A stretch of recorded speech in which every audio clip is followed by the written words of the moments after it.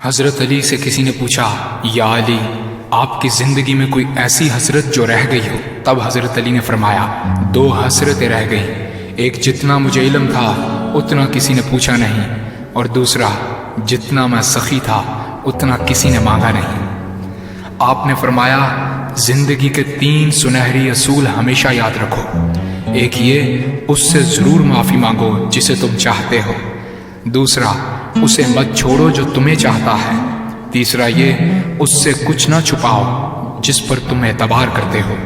آپ نے فرمایا، دوست سے سنبھل کر دوستی کرو، ہو سکتا ہے وہ کسی دن تمہارا دشمن بن جائے، اور دشمن سے سنبھل کر دشمنی کرو، ہو سکتا ہے وہ کل تمہارا دوست بن جائے۔ زبان کا وزن بہت ہی ہلکا ہوتا ہے، مگر بہت کم لوگ اس کو سنبھال پاتے ہیں۔ آپ نے فرمایا، جسم ایک دکان ہے اور زبان اس کا تالا۔ جب تالا کھلتا ہے تو معلوم ہوتا ہے کہ دکان سونے کی ہے یا لوہے کی۔ زندگی تیز ہواؤں کی مانند ہے، جس نے اس کی آندھیاں برداشت کر لی وہ کبھی غم کی گھٹا نہیں دیکھتا، سر سبز و شاداب باغ دیکھتا ہے۔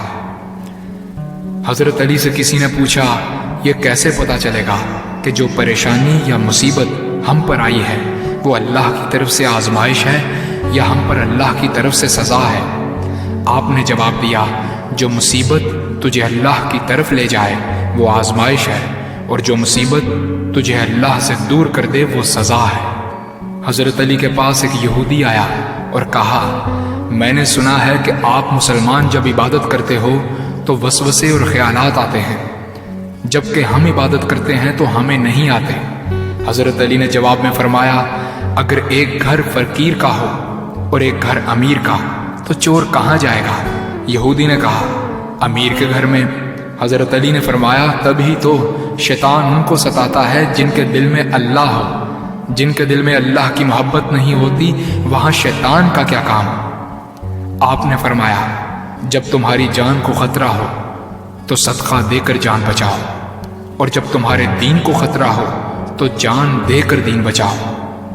آپ نے فرمایا، یہ زندگی 2 دن کی ہے، ایک تمہارے حق میں اور دوسرا تمہارے مخالف۔ جس دن تمہارے حق میں ہو اس دن غرور مت کرنا، اور جس دن تمہارے مخالف ہو اس دن صبر کرنا۔ کسی کی مدد کرتے وقت اس کے چہرے کی طرف مت دیکھو، ہو سکتا ہے اس کی شرمندہ آنکھیں تمہارے دل میں غرور کا بیج بو دیں۔